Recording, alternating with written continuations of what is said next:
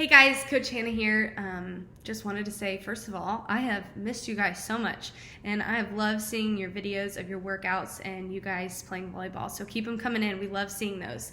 And before we get started, I wanted to share a funny story that is kind of relatable to where we all might be right now. But I found myself, we were at a park, me and my husband were at a park one time, and you know, some parks have the trails that you can go and explore. And for whatever reason, I got left behind, and I did not know what was next. I did not know. I kept looking at the trees, and the trees all looked the same, and then the path that we were on seemed to disappear, and I was like, I have no idea what my next steps are. I have no idea what's going, and I kind of found myself in this place of panic because I didn't know what to do. And in the moment and times that we're in right now, I kind of feel like that story is super relatable because we've all been a place where we are looking at what is our next step? Where do we go from here? And during this time of the unknown, if you're anything like me, it's kind of put you outside of your comfort zone.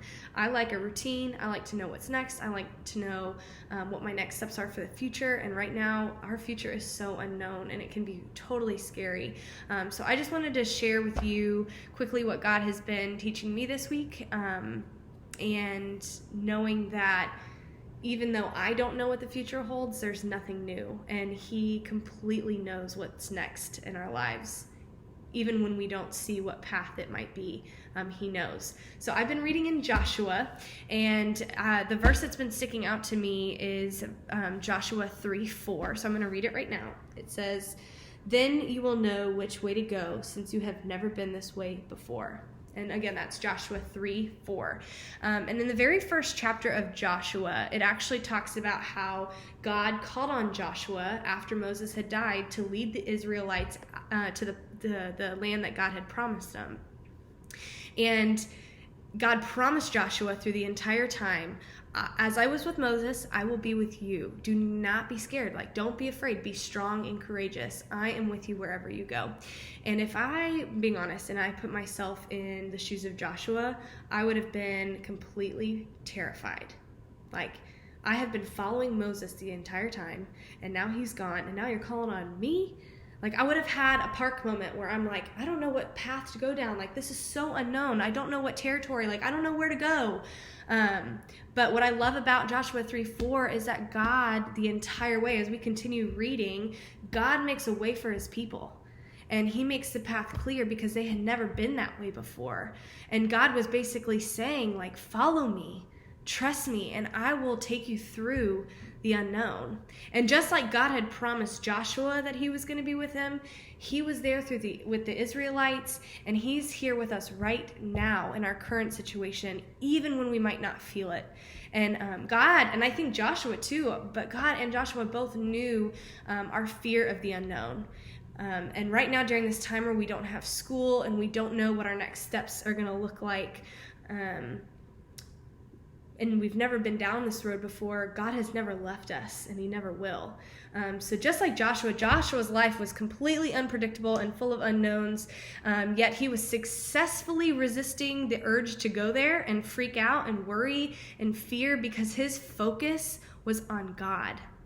And it confirms that God is never going to leave us in Isaiah 43, and it says this: when you pass through the waters, I will be with you, and when you pass through rivers, they will not sweep you.